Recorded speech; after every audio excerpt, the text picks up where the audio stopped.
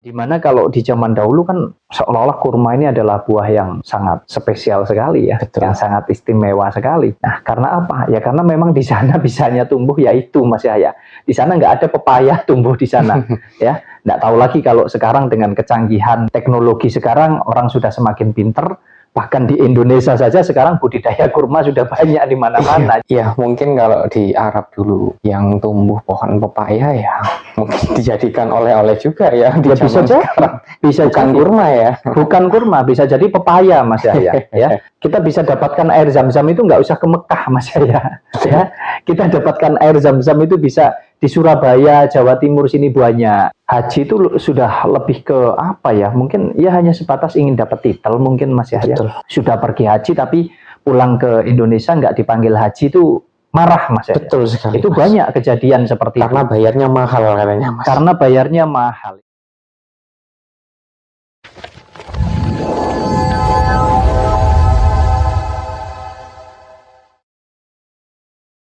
Banyak sekali orang Indonesia yang berbondong-bondong pergi haji ya Mas ya. Yang katanya pergi ke sana itu seperti pergi ke tanah suci Mas. Kenapa kok bisa demikian Mas? Kenapa bisa disebut tanah suci Mas? Ya, jenengan tanya sama orang-orang yang berangkat ke sana toh Mas Yahya. Kok tanya sama saya? Gitu? Iya. Pergi ke tanah suci ya, berhaji itu pergi ke tanah suci. Ya, mungkin disebut tanah suci karena yang menyebut itu ya orang sana Mas Yahya. Ya. Orang Arab sana ya. Kayak di Mekah, di Madinah ya, dikatakan tanah suci, suci buat mereka gitu loh. Kalau kita bicara karena faktor apa ya, kita nggak tahu ya. Bisa jadi dianggap tanah suci karena memang bisa mendatangkan berbagai macam hal misalkan, termasuk bisa mendatangkan kekayaan yang luar biasa mungkin buat negara sana misalkan. Atau mungkin tanah sucinya karena ada histori atau sejarah tentang tokoh-tokoh di zaman kenabian, ya itu kan mereka yang tahu kenapa mereka menyebut itu sebagai tanah suci Mas Yahya. Ya Mas, tanah suci kan berarti suci ya Mas ya, entah dari perbuatan yang nggak baik ya Mas ya. Kira-kira benar demikian Mas, di sana itu nggak ada kejahatan Mas. Gini loh Mas, sekarang ini zaman kan sudah semakin canggih, teknologi sudah luar biasa ya. Kalau dulu mungkin iya, karena kita nggak tahu berita di sana seperti apa, kita kan nggak bisa akses Mas ya. Sekarang ini semua tersedia ya. Kalau dikatakan tanah suci dalam arti kata di sana adalah tempat yang jauh dari kejahatan misalkan, ya, kebusukan, keburukan, ketidakbenaran, ya saya rasa enggak lah Mas Yahya. Ya makanya sucinya dari mana kita juga enggak tahu ya. Di sana juga ada perampokan, pemerkosaan, macam-macam. Sama. Ya, sama dan itu juga terjadi di mana-mana kalau kita bicara tentang sifat daripada manusianya Mas Yahya. Sehingga kalau tolak ukurnya seolah-olah tanah suci karena tempatnya orang yang baik-baik, ya enggak ketemu toh Mas. Seharusnya kita membuka mata ya Mas ya, bahwa yang dibilang tanah suci secara kelakuan, kemudian tanah suci secara kebaikan di alamnya, kita harus kaji lah Mas ya, mana yang lebih baik sebenarnya ya.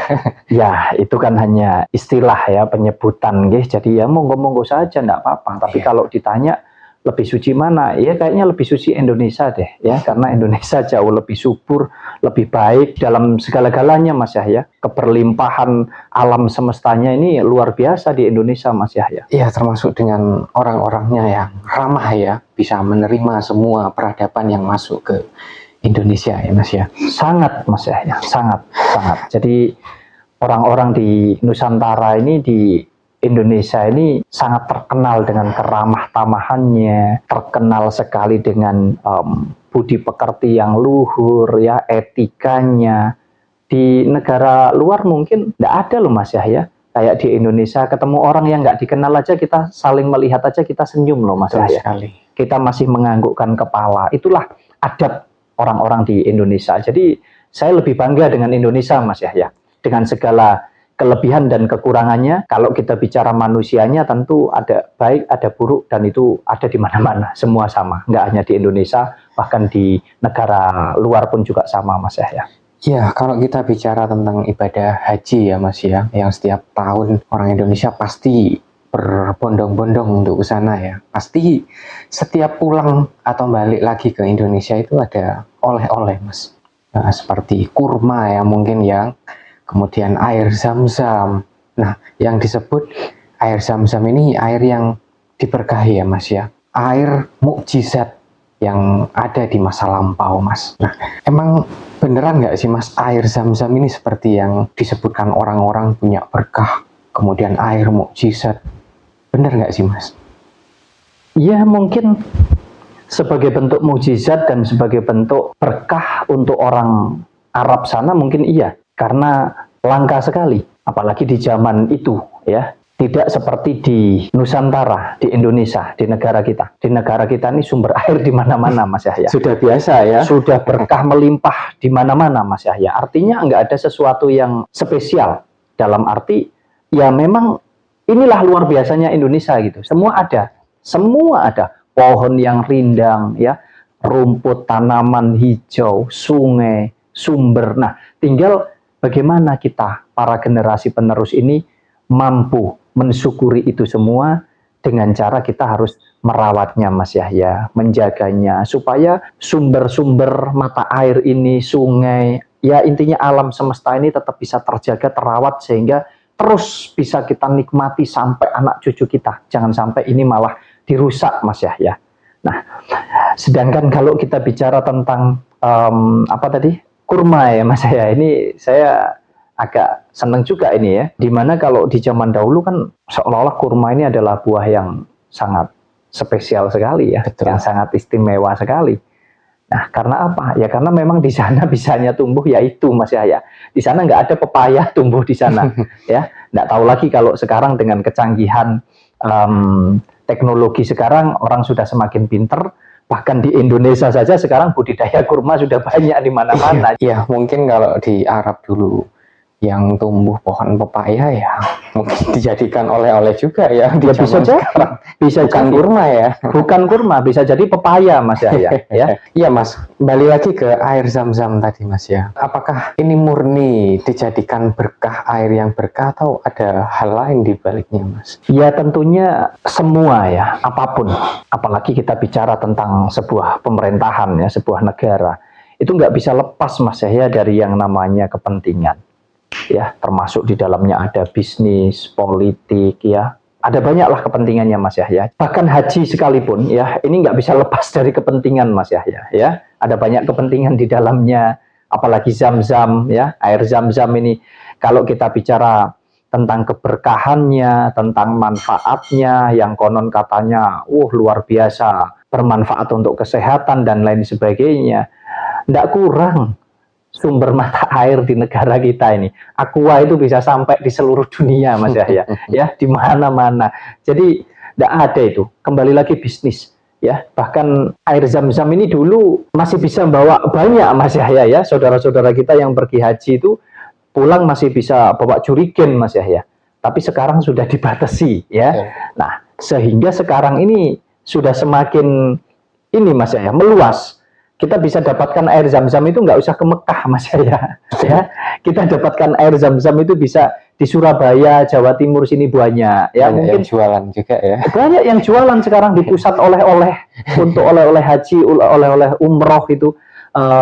Bahkan saya pernah dengar kalau nggak salah di mana ya, mungkin dikoreksi kalau salah, di Jawa Tengah atau di mana tepatnya, saya kurang ingat teman-teman, tapi ada pabriknya Mas Yahya untuk pengelolaan atau apa untuk air zam-zam ini ya. Jadi ya kembali semua tergantung kepercayaan dan keyakinan masing-masing Mas Yahya. Kita saling menghargai, saling menghormati saja, tapi alangkah baiknya ayo kita semua sama-sama menyadari dengan menggunakan akal sehat, logika berpikir kita, supaya kita nggak mudah mungkin kita dimanfaatkan lah. Saya nggak mau mengatakan dibodohi ya, jatuhnya kayak kita jadi membodohkan saudara-saudara kita yang mempercayai itu, tapi lebih tepatnya jangan sampai kita dimanfaatkan, apalagi untuk hal-hal yang sudah dikemas, dibungkus rapi, yang mana di dalamnya kita nggak tahu bahwa di situ ada kepentingan, ada banyak kepentingan. Ya Mas, apalagi kita bicara tentang ibadah haji ya, mungkin sekarang sudah nggak murni lagi ya, nggak memang niat-niat ibadah beneran ya, nggak seperti dulu. Sekarang mungkin gengsi aja ya, bahkan ada haji plus juga, yang lain harus ngantri, kalau haji plus ini bisa berangkat seketika itu juga ya Mas ya. Ya, makanya Mas Yahya, kalau dulu kan seolah-olah sakral ya, seolah-olah dibuat sakral lah begitu ya, karena dulu masih terbatas Mas Yahya kemampuannya. Nah, sekarang ini haji itu sudah lebih ke apa ya? Mungkin ya hanya sebatas ingin dapat titel mungkin Mas Yahya. Betul. Ya, hanya ingin dapat gelar haji mungkin, karena ada juga yang sudah pergi haji tapi pulang ke Indonesia nggak dipanggil haji itu marah Mas Yahya. Betul sekali. Itu Mas. banyak kejadian seperti Karena itu. bayarnya mahal katanya Mas. Karena bayarnya mahal. Ini kan lucu juga Mas ya. Biarpun tidak semua lah ya, tentunya kesakralan itu timbul dari pribadi masing-masing.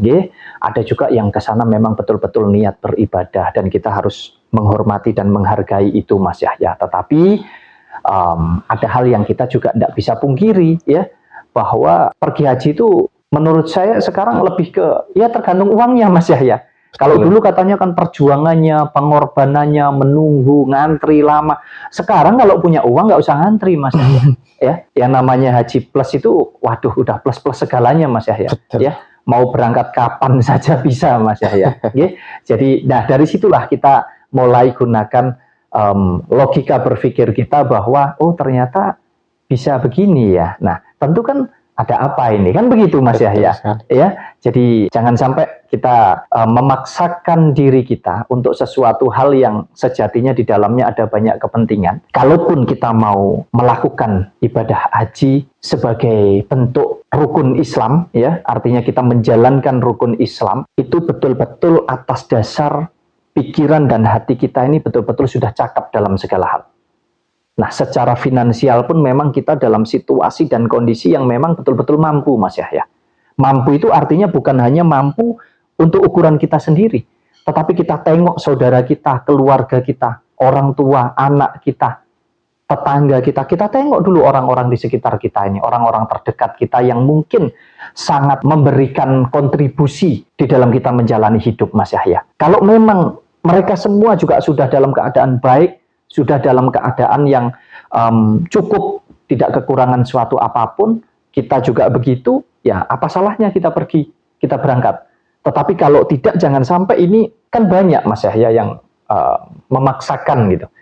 Memaksakan demi berangkat haji yang katanya ke tanah suci tadi Mas Yahya, ya, itu sampai nyicil, ya, sampai jualan tanah, padahal anaknya sendiri lagi di dalam situasi yang punya banyak hutang, ya, bisa jadi orang tuanya di posisi yang kesulitan, bahkan rumahnya saja mohon maaf mungkin sudah gubuk yang sudah mau ambruk Mas Yahya, gubuk reot. Nah, ini kan hal-hal yang tentu timpang gitu loh Mas Yahya, timpang. Apalagi kalau kita pergi ke sana itu hanya karena embel-embel. Hanya karena embel-embel apa? Embel-embel dapat pahala, embel-embel dosa kita dihapus, embel-embel di sana doa-doa kita akan dikabulkan, embel-embel kita akan mendapatkan surga misalkan. Nah, ini kan hal-hal yang perlu kita kaji lebih dalam supaya tidak sampai kita menjalankan sesuatu hal yang niat dan tujuan kita adalah untuk hal yang benar, yang baik, tapi justru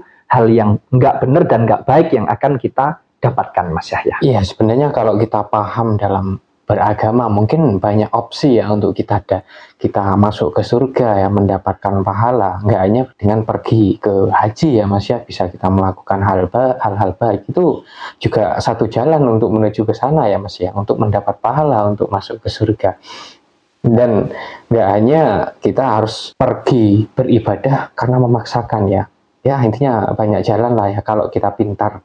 Kita lihat kondisi dulu mana yang harus kita dahulukan gitu ya Mas ya. Iya, kalau kita mungkin nggak harus pintar, tapi kita mau memahami ya, mau mengkaji lebih dalam ya tentang nilai-nilai yang terkandung dalam hal apapun Mas Yahya, sehingga kita tidak terjebak di syariatnya, di ritualnya, tapi kita betul-betul bisa masuk di dalam tingkatan nilai spiritualnya. Itu jauh lebih penting karena dari situlah maka kita akan mengembangkan dalam segala hal, termasuk nilai sosial, ya, bagaimana kita menjalani hidup dengan sesama, kita akan jauh bisa menjalankannya dengan selaras, Mas, ya, karena itu sangat penting sekali.